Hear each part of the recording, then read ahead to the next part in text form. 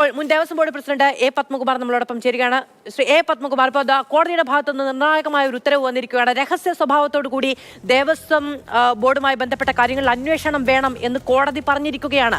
ദേവസ്വം ബോർഡിന് കീഴിൽ, അതായത് ശബരിമലയിലുള്ള സ്വർണ്ണത്തിന് കണക്കില്ല എന്ന് കോടതി പറഞ്ഞിരിക്കുകയാണ്. എന്താണ് അങ്ങയുടെ പ്രതികരണം?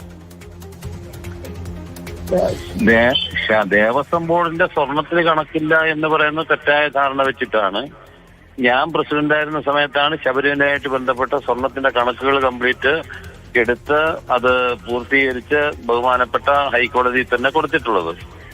അപ്പൊ അതിനുശേഷം എന്താ ഇങ്ങനെ പറയാനുണ്ടായിട്ടുള്ള സാഹചര്യം എനിക്ക് അറിഞ്ഞുകൂടാ. ഇപ്പൊ ലഭിച്ച തെളിവുകളുടെ അടിസ്ഥാനത്തിലായിരിക്കുമല്ലോ കോടതി ഇങ്ങനെ പറയുന്നത്. എന്തായാലും കോടതി അന്വേഷിക്കട്ടെ. ഇപ്പൊ ഉണ്ടായിട്ടുള്ള സംഭവങ്ങളെ സംബന്ധിച്ച് കോടതി നേരിട്ട് തന്നെ അന്വേഷിക്കുന്നത് നല്ലതാവും. ശ്രീ എ പത്മകുമാർ, അങ്ങ് പ്രസിഡന്റ് ആയിരുന്ന കാലത്തിൽ ഏത് വർഷത്തിലാണ് ഈ സ്വർണത്തിന്റെ കണക്കെടുപ്പ് നടന്നത്? 2019 സെപ്റ്റംബറോട് കൂടിയിട്ടാണ് കണക്ക് കൊടുത്തതെന്നാണ് എന്റെ ഓർമ്മ. ഈ സ്വർണ്ണപ്പാളികളുടെ അടക്കം കണക്ക് രേഖപ്പെടുത്തിയിരുന്നോ? സ്വർണ്ണപ്പാളി എന്ന് പറഞ്ഞാൽ എത്ര കിലോയാണ് നിങ്ങൾ ഉദ്ദേശിക്കുന്നത്? 42 കിലോയാണ് ഈ പറയുന്ന കോടതിയിൽ ആ സമയത്ത് അതിന്റെ അറ്റകുറ്റപ്പണികൾക്ക് വേണ്ടി സ്വർണം തന്നെയാണോ?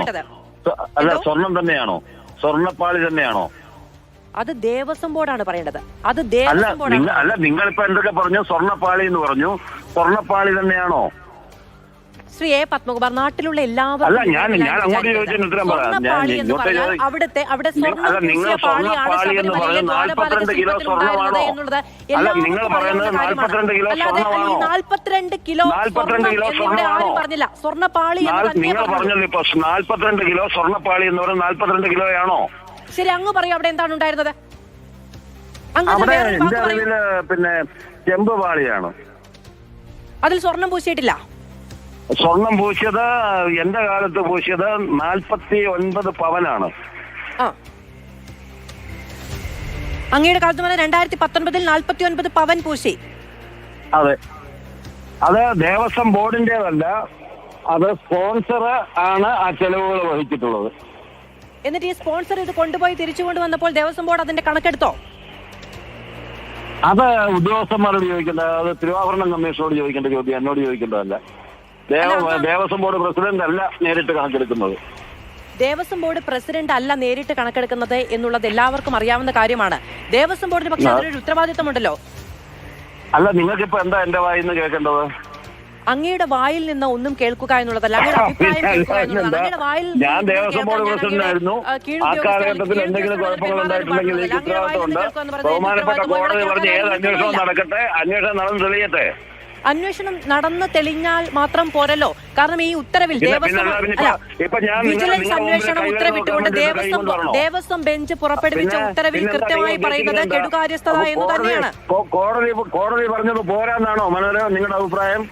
അല്ല, കോടതി പറഞ്ഞതിന്റെ ഉത്തരം അങ്ങേക്ക് എന്തെങ്കിലും പറയാനുണ്ടോ എന്നാണ് ഞാൻ അങ്ങയോട് വളരെ വിനയപൂർവ്വം ചോദിക്കുന്നത്. മേളിൽ നിങ്ങൾക്ക് എന്താ ആവശ്യം? ശ്രീ എ പത്മകുമാർ, കോടതി ആവശ്യത്തിന് പറഞ്ഞിരിക്കുന്നു. അതിന് മുകളിൽ ഇനി ഒന്നും പറയാനില്ല. അതിന് മുകളിൽ ഇനി ഒന്നും പറയാനില്ല. അല്ല, ഞാനൊരു കാര്യം ചോദിച്ചോട്ടെ ശ്രീ എ പത്മകുമാർ, ഇതായിപ്പോ ഈ വിജിലൻസ് അന്വേഷണം ഉത്തരവിട്ടുകൊണ്ട് കോടതിയുടെ വിധി വന്നതിൽ കൃത്യമായി പറയുന്നുണ്ട്. അതിലെ 4ാമത്തെ പാരഗ്രാഫിൽ പറയുന്ന ഒരു കാര്യം, അല്ല, കോടതി പറഞ്ഞു നടക്കും. അതിപ്പോ അങ്ങേക്ക് വിരുദ്ധാഭിപ്രായം ഉണ്ടെങ്കിലും നടക്കും. അല്ല, കോടതി പറഞ്ഞത് നടപ്പിലാക്കാതിരിക്കാൻ ഇനിയിപ്പോ ചില നടക്കത്തില്ലല്ലോ. കോടതി പറഞ്ഞ് അന്വേഷണം നടക്കട്ടെ, അന്വേഷണം നടന്ന് കാര്യങ്ങൾ വെളിയിൽ വരട്ടെ, വെളിയിൽ വന്നു കഴിയുമ്പോൾ നമുക്ക് അപ്പൊ ആലോചിക്കാം. അല്ല, അങ്ങനെ അന്തിമ വിധി വന്നതിന് ശേഷം മറുപടി പറയാനുള്ള ഉത്തരവാദിത്തമല്ലല്ലോ ദേവസ്വം ബോർഡിലോ അല്ലെങ്കിൽ അതിന് മുൻപുണ്ടായിരുന്ന പ്രസിഡന്റ് എന്ന നിലയ്ക്കോ അങ്ങേക്കുള്ളത്. ഇപ്പോൾ കോടതിയുടെ പരാമർശങ്ങളുമായി ബന്ധപ്പെട്ട് അങ്ങേക്ക് അഭിപ്രായമില്ലേ? ഞാനിതെല്ലാം കൂടെ എടുത്തു മാറ്റിയെന്നും നിങ്ങൾ കൈവലം വെച്ചോളാൻ പറഞ്ഞ് ഞാൻ അങ്ങോട്ട് വരണോ? അല്ല, അങ്ങനെയൊന്നും ഒരു അഭിപ്രായവും ഇവിടെയില്ല. അങ്ങനെയൊന്നും ഒരു അഭിപ്രായവും ഇവിടെയില്ല. ഞാൻ പറയട്ടെ,